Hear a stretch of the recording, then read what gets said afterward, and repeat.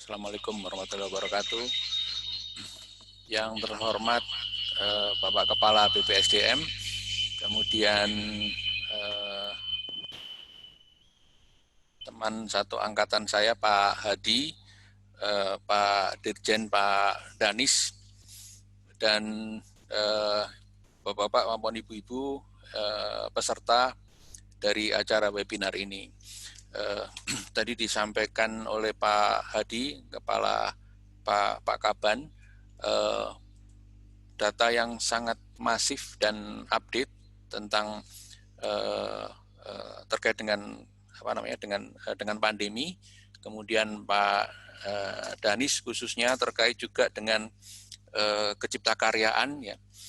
Saya kira itu akan sangat menarik karena juga erat kaitannya dengan judul yang diberikan ke saya gitu ya, tentang smart city.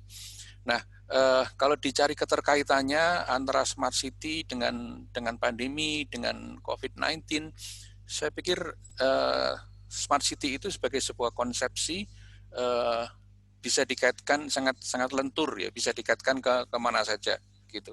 Nah, sebetulnya tidak hanya sekedar dikaitkan, tapi juga dapat dimanfaatkan, dapat dikapitalisasi untuk tujuan-tujuan positif, terutama terkait dengan tidak hanya perkotaan, tetapi juga tidak hanya kota, tapi juga perkotaan maupun wilayah-wilayah regional, begitu ya. Nah, saya sepakat tadi juga dengan Pak Kaban, Pak Adi yang menyampaikan tentang next, coba, bahwa smart city itu tidak hanya sekedar IT sebetulnya. Ya, bisa saja sekarang ini publik maupun awam memberikan focusing pada IT gitu. Tetapi itu juga sangat membantu. Tetapi kalau kita lihat beberapa definisi sebetulnya tidak hanya terkait dengan IT, sangat padat, sangat kaya pengertian maupun definisi. Nah, definisi yang pertama ini memang erat kaitannya dengan IT tadi yang disebutkan oleh Pak Kaban. Tidak hanya IT tapi smart juga, ada unsur disematkan label smart di situ. Jadi infrastruktur IT yang dimanfaatkan secara cerdas untuk melakukan pengelolaan berbagai aktivitas di daerah perkotaan, ya, baik itu terkait dengan sektor pendidikan, kesehatan, transportasi, utilitas, dan macam-macam itu. Berikutnya adalah lanjut, Pak. Ya, jadi di sini kemudian semakin melebar bahwa smart city tidak hanya IT, tetapi juga ada kaitannya dengan bagaimana mencerdaskan aktivitas perkotaan, ya, ada ekonomi, ada aktivitas mobilitas, kehidupan, seperti itu, ya. Nah, ini yang kemudian ciri-cirinya adalah ada dikatakan di situ sebagai self decisive gitu. Nah, ini yang kalau ini diadopsi, maka sebetulnya kota akan memiliki performa yang lebih baik, dikatakan demikian oleh Kissinger. Kemudian berikutnya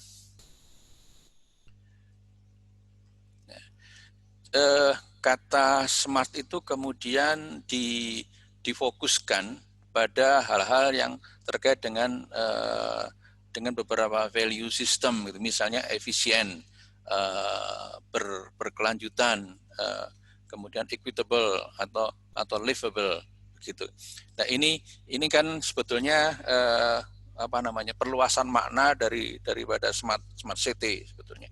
Jadi juga bisa dikaitkan dengan di sini maksudnya adalah dikaitkan dengan beberapa sistem nilai yang mengandung nilai-nilai positif semuanya. Dan berikutnya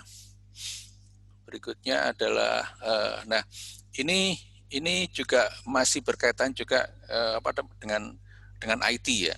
Jadi kalau kita lihat biasanya kota itu kemudian dikelola dalam sebuah display room atau center room begitu ya, dan semua aktivitas dipantau, tapi juga tidak hanya dipantau, aktivitas itu kemudian dikendalikan, diatur secara sentral dan integralistik, juga secara intelijen di sana, demi tujuan tercapainya meningkatnya kinerja kota begitu. Dan ini tentunya sangat relevan dengan apa yang kita alami selama sekian bulan ini terkait dengan pandemi, bahwa adanya klaster baru dengan cepat kemudian bisa dimonitor. Klaster baru tadi, hari ini ada klaster baru, mungkin satu hari ada timbul lebih dari satu klaster baru, dengan cepat dapat dimonitor dan kemudian dapat dilaksanakan, dieksekusi beberapa aksi-aksi atau tindakan-tindakan aksi di sana gitu ya. Dan itulah yang kemudian sangat terkait dengan pengertian mengenai smart city begitu. Kemudian selanjutnya ya, ke atas lagi ya. Nah, ini sangat IT sebetulnya, sangat bernuansa IT. Jadi ini juga terkait dengan definisi sebelumnya tadi, bahwa smart city itu memiliki kekuatan, keampuhan luar biasa untuk mengoperasikan berbagai macam instrumen, kemudian melakukan interkoneksi antar instrumen-instrumen tadi, kemudian dikelola secara intelijen di sana. Tujuannya adalah untuk meningkatkan kinerja kota atau performa kota. Tapi performa itu kan juga luas sebetulnya, untuk apa? Nah, dalam hal ini seperti saya sampaikan tadi, di dalam kasus pandemi, maka setiap aktivitas di daerah perkotaan yang barangkali itu anomali dengan protokol-protokol kesehatan maupun strategi-strategi kekarantinaan, itu bisa dimonitor dan kemudian bisa diambil tindakan secara intelijen, secara cepat, secara sigap, secara tanggap gitu ya. Jadi banyak misalnya foto-foto atau kasus yang beredar di televisi maupun di media sosial yang mengatakan bahwa yang intinya adalah memberitakan atau mewartakan ini PSBB di kota A, di kabupaten B begitu, tetapi masih ada crowd di sana, masih ada kerumunan di situ. Nah, inilah maksudnya dari smart city yang pengertian ini itu adalah dengan segera dapat dimonitor dan kemudian dapat dilakukan tindakan-tindakan yang terukur untuk melakukan aksi, misalnya pematuhan terhadap strategi-strategi terkait dengan PSBB gitu, misalnya seperti itu. Selanjutnya,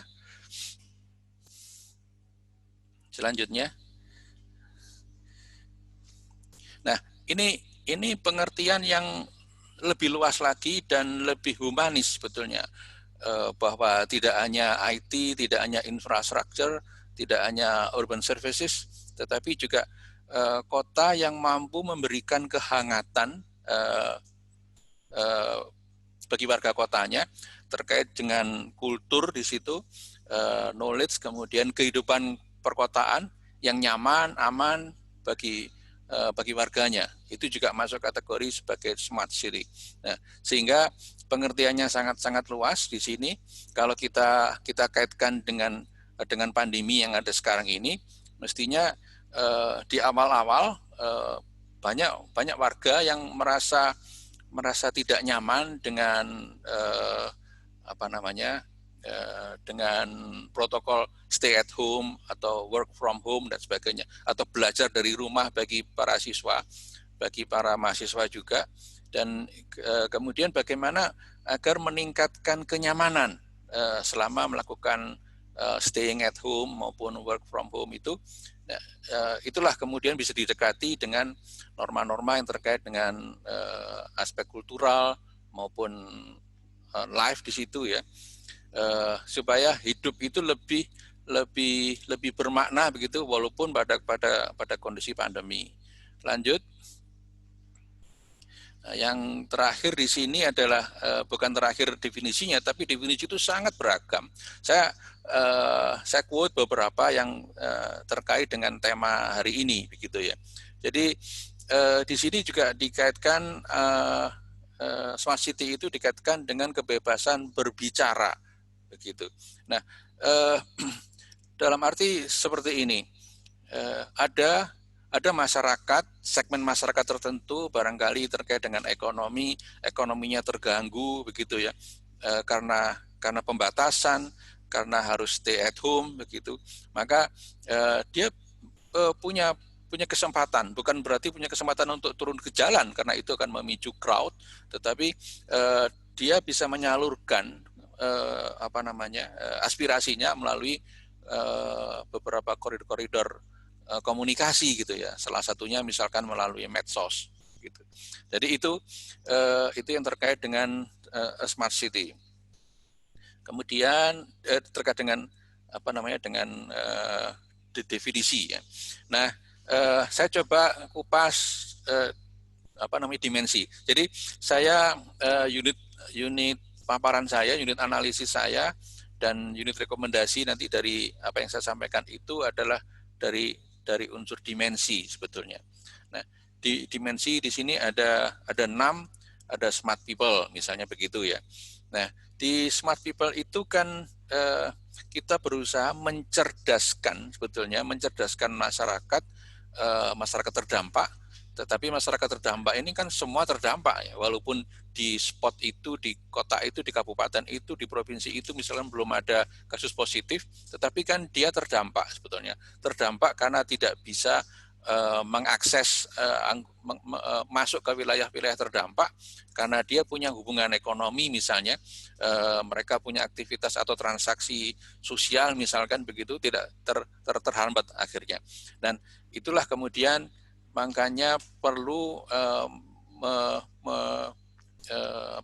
mengkapitalisasi masyarakat itu agar memiliki kecerdasan sebetulnya di dalam hal terkait dengan pandemi ini.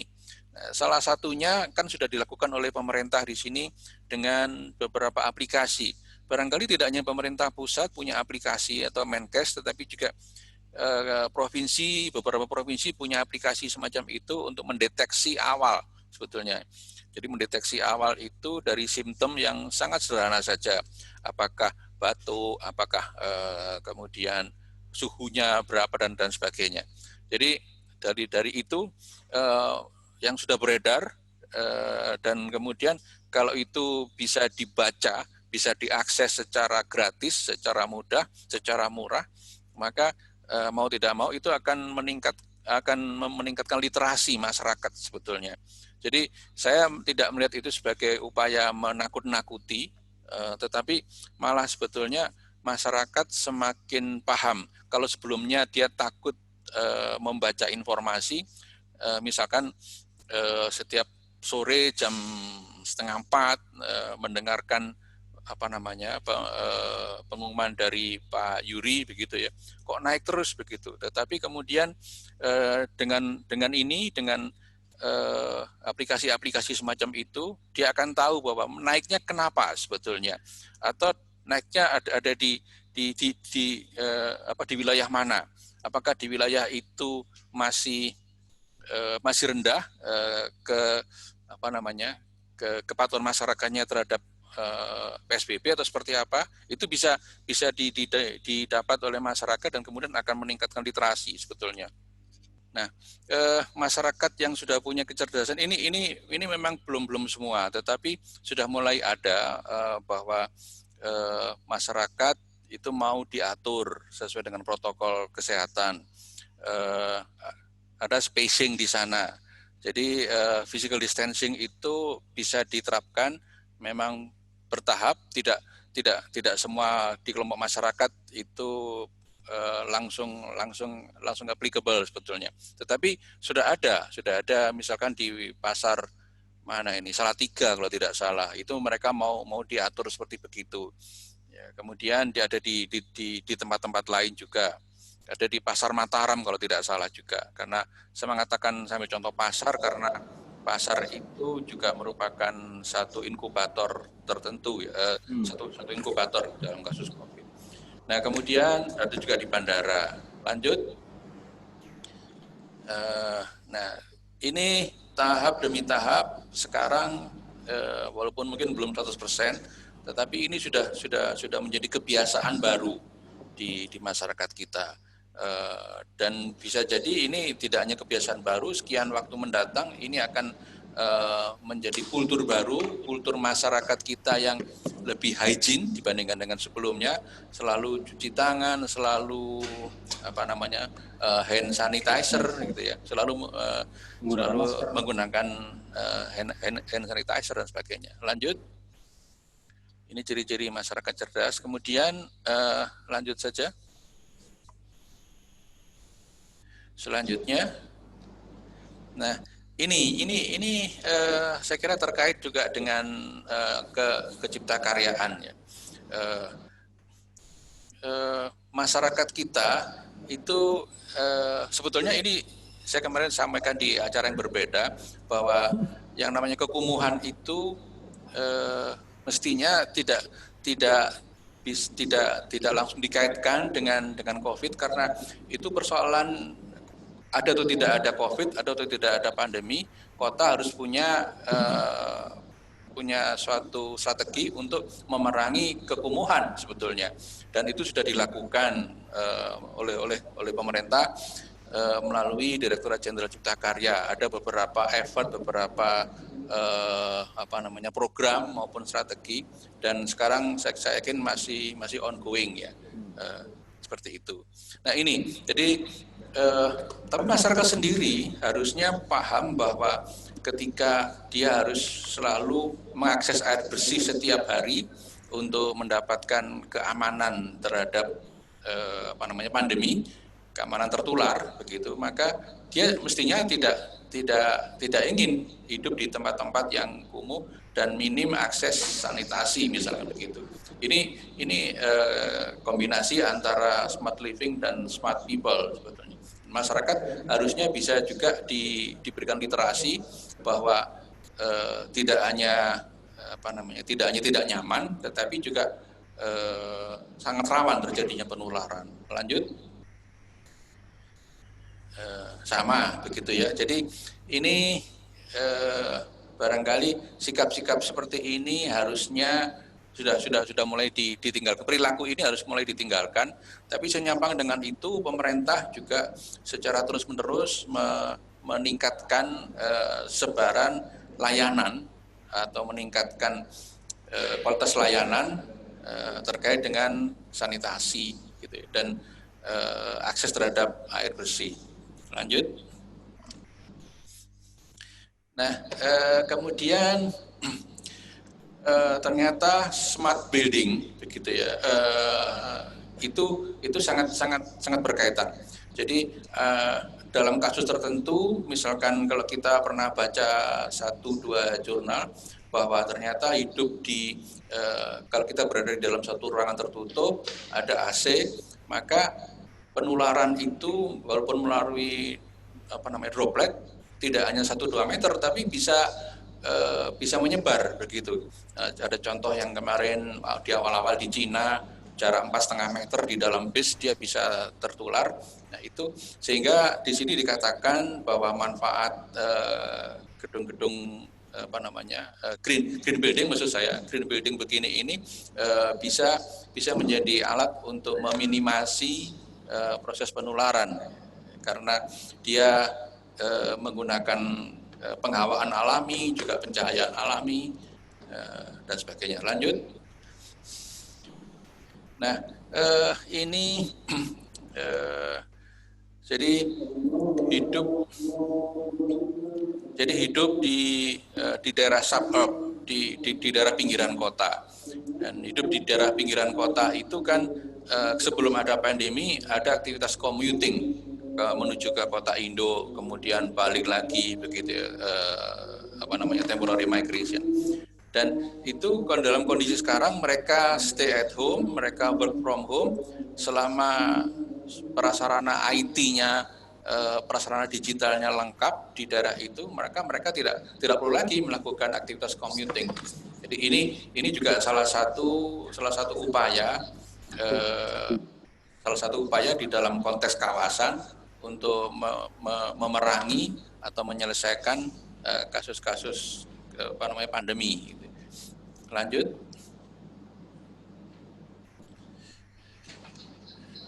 Nah, ini lebih konseptual sebetulnya.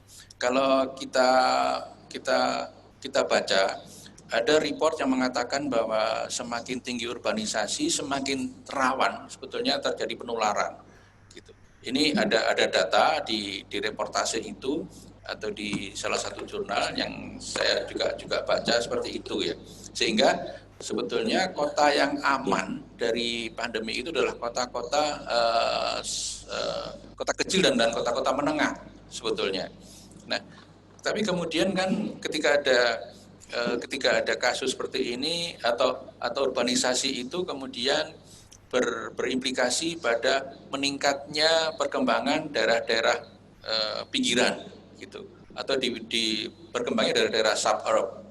Suburb itu juga salah satu tadi dikatakan sebelumnya di gambar sebelumnya bahwa suburb bisa kalau masyarakat stay at home maka itu juga bisa mengurangi mengurangi penularan sebetulnya seperti itu. Nah akan tetapi juga kalau dia bisa work from home dari suburb, mengapa dia harus di suburb gitu? Apakah apakah dia berarti dia bisa bekerja dari luar dari mana saja, tidak perlu dari suburb gitu ya. Nah, kemudian ada ide mengapa dia tidak pindah saja ke desa gitu yang hawanya masih segar, kualitas udara masih baik, sumber daya alam masih baik dengan kita selama masih ada infrastruktur digital, maka dia dia bisa melakukan aktivitas ekonomi, aktivitas sosial, interaksi sosial, aktivitas budaya juga dari tempat-tempat yang sebetulnya ubiquitous ya. Jadi ada di mana saja begitu. Sehingga konsepsi mengenai suburb ini akan mengalami beberapa modifikasi atau perkembangan gitu ya. Nah, sehingga kemudian bahwa pada era mendatang nantinya barangkali kota-kota kita itu akan menjadi kota yang kecil, kota-kota kecil saja, kota-kota baru, kota kecil, kota-kota besar itu akan mengalami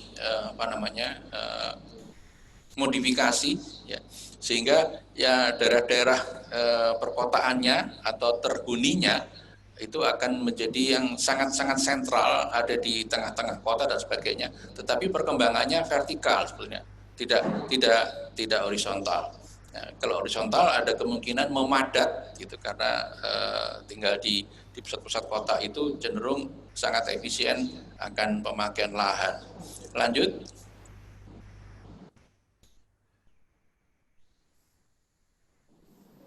Kalau smart governance itu adalah pemerintah yang cerdas, tanggap, cepat mengambil eksekusi, menentukan kebijakan, semuanya serba terukur. Apabila ada sesuatu, sanggup juga melakukan beberapa modifikasi. Nah, termasuk juga ini menyediakan dalam kondisi seperti ini kan salah satu kalau kita bicara 9 bahan pokok, sekarang ini ada satu bahan pokok lagi adalah koneksi internet begitu kan. Nah, dengan koneksi internet itu bisa dilakukan beberapa hal, misalkan disease tracking menggunakan piranti-piranti yang berbasis internet sebetulnya, dan sebagainya begitu ya. Lanjut terkait dengan itu. Nah, kemudian smart economy itu ini ada data sebetulnya decoding the economic of COVID-19 ini bahwa ada pergeseran ya, ada pergeseran sektor-sektor ekonomi itu yang sekarang berkembang adalah yang di sana itu ada agriculture sampai kepada dari agriculture kemudian medical supplies kemudian food, ada personal healthcare e-commerce dan sebagainya. Dan ini kan di dalam masyarakat yang cerdas mestinya mereka dengan cepat melakukan alih profesi atau alih alih sektor yang dikembangkan menuju ke arah sana. Ini juga selanjutnya. Nah, di sini dikatakan bahwa ternyata ada beberapa hal yang mengikuti fenomena pandemi ini adalah bahwa sektor agriculture itu tingkat employment-nya yang paling tinggi ternyata. Kemudian kalau dari female employment itu education dikatakan di situ. Nah, informasi-informasi seperti ini kalau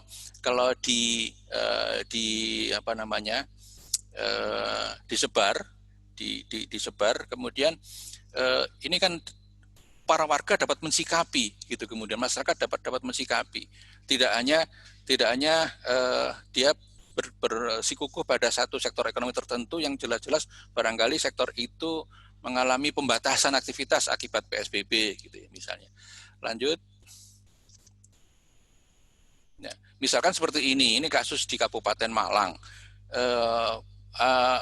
Diawali dengan para petani membuang ke sungai produk-produknya karena bukan tidak laku tetapi tidak bisa masuk ke dalam suatu area karena ada pembatasan. Kemudian yang terakhir kemarin didistribusikan kepada para pengguna jalan yang lewat begitu. Nah, ini kan kalau sebetulnya mereka atau pemerintah kabupaten kotanya punya suatu kebijakan yang cepat, maka PSBB itu bukan membatasi aktivitas ekonomi sebetulnya. Kalau seperti begini kan tidak perlu dibatasi, tidak dihambat untuk masuk ke dalam suatu kota. Karena begini, sekarang ini barangkali PSBB itu mengalami modifikasi karena ada PSBB rasa karantina begitu ya. Jadi kalau di Jawa Timur mudah-mudahan tidak ada di tempat lain. Di Jawa Timur itu ada pembatasan PSBB tetapi masuk ke wilayah itu dilarang kecuali mobilnya plat tertentu gitu, plat mobil itu. Dan inilah barangkali yang menjadi penyebab mereka ini dari luar kota Malang mau masuk di kota Malang terhambat begitu ya. Itu harusnya tidak terjadi karena ini bukan aktivitas yang termasuk di dalam kategori dibatasi atau dilarang. Lanjut. Nah, kemudian mobilitas itu sharing di sini lebih didorong karena commuting mengurang berkurang. Kemudian ada prasarana yang sebetulnya tingkat pemakaiannya, okupansinya lebih rendah. Kenapa tidak di-sharing saja gitu ya dengan aktivitas semacam active mobility yang lebih menggunakan tenaga manusia sendiri begitu. Atau dengan di-sharing dengan footpath di sini. Nah, seperti itu ya. Lanjut. Nah, oke, terus saja itu penjelasan dan tadi. Nah, kemudian yang terakhir di sini saya mencoba dengan basis dimensi sebetulnya apa saja sasaran maupun tema-tema pengembangan kawasan yang dapat digagas dikaitkan dengan smart city, dengan dimensi smart city gitu sebetulnya. Kalau smart people, deskripsi itu saya quote dari definisi di kota cerdasnya Kementerian PU ya. Ada modal sosial, ada kreativitas gitu di sana. Nah itu sasarannya adalah meningkatnya modal sosial, tadi itu mendorong crowdfunding, kemudian meningkatnya literasi terhadap bencana masyarakatnya, lalu meningkatnya keterampilan di daerah itu. Masyarakatnya semakin terampil, barangkali terampil di profesinya karena profesinya itu sektornya tidak terkena COVID begitu. Kemudian atau juga dia terampil di sektor usaha yang baru sebetulnya mereka. Nah ini akan menuju pada terjadinya kawasan-kawasan tertentu ya, tematik kan tidak semua kawasan itu terkena dampak pandemi sebetulnya.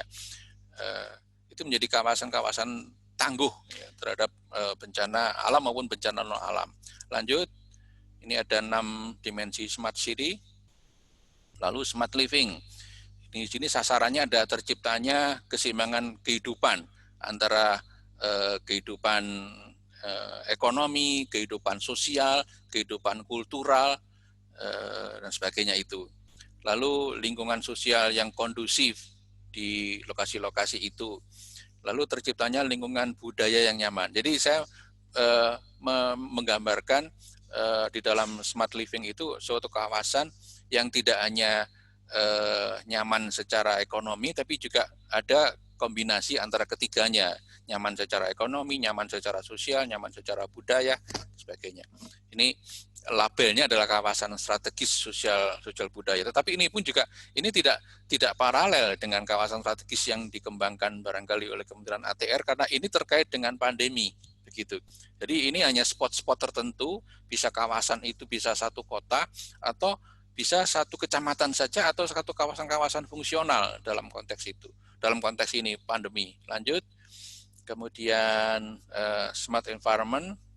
Nah, ini masyarakat didorong supaya mereka punya kesadaran tentang pentingnya kesehatan lingkungan, kemudian kesadaran akan daya dukung daya tampung, walaupun misalnya ada di tempat pusat kota yang memungkinkan dibangun secara vertikal, tetapi juga tetap ada pertimbangan daya dukung daya tampung, tidak unlimited perkembangannya. Ini saya beri label kawasan ramah lingkungan dan berkelanjutan. Tapi ini pun juga sebetulnya dikaitkan tidak dalam kondisi normal, tapi ini dalam kondisi sekarang, pandemik ini. Lanjut. Kemudian, jadi ini terkait dengan smart governance, dimensi smart governance itu pemerintahan yang profesional dan tanggap. Kemudian tercipta pemerintahan yang melek teknologi. Nah, jadi saya yakin memang semua pemerintahan sekarang sedang berusaha mengaplikasikan smart cities gitu. Tetapi ada beberapa kasus tertentu yang terkait dengan pandemi, maka disitulah sebetulnya ada pemilihan dimensi yang tepat gitu dari smart city itu. Disitulah kemudian butuh pemerintahan yang profesional, tanggap, dan melek teknologi untuk mengaplikasikan satu dimensi tertentu misalnya di dalam kasus ini. Saya katakan di situ sebagai seperti label kawasan strategis berbasis teknologi. Gitu. Ya, lanjut. Kemudian ini smart economy, ini tetap terciptanya peluang-peluang ekonomi di saat bencana. Tadi itu ya, jadi dengan cepat dia switching dari ekonomi berbasis dalam kondisi normal menjadi ekonomi mengembangkan kegiatan ekonomi berbasis pandemi. Lalu terciptanya inovasi-inovasi dalam pemasaran menggunakan penjualan online, transaksi online, bahkan pasar-pasar pun juga di beberapa tempat sudah diorganize oleh dinas pasarnya untuk bertransaksi secara online atau minimal menggunakan telepon begitu ya. Ini luar biasa. Saya beri label kawasan ekonomi kreatif dan inovatif di situ. Lanjut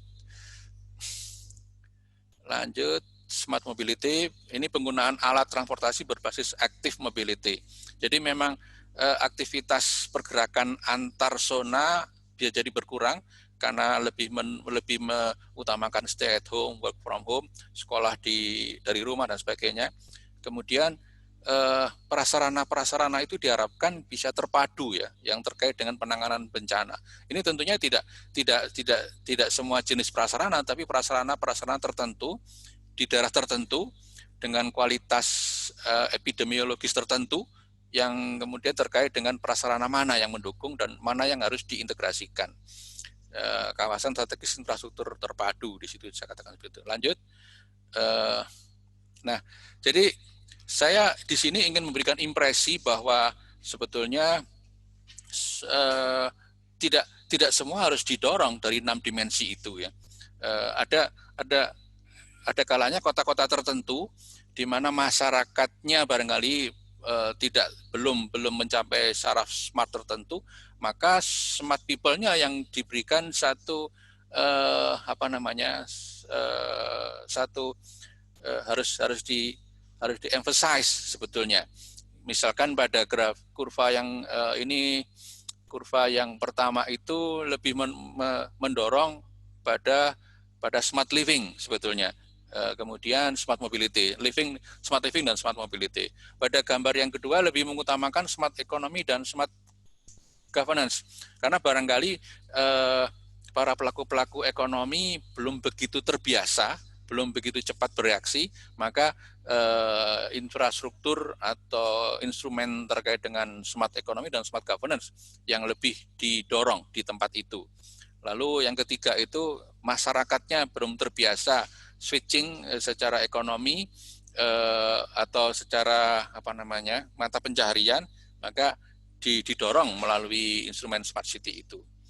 Dan yang terakhir itu smart governance yang lebih diutamakan. Prasarana, kecepatan pembuatan keputusan, cepatnya pembuatan keputusan yang tanggap, sigap dan sebagainya. Kalau ada seperti itu di tempat-tempat yang sekarang mengalami pandemi, itu masuk di kategori yang fokus pada smart governance. Saya kira itu, Pak Moderator.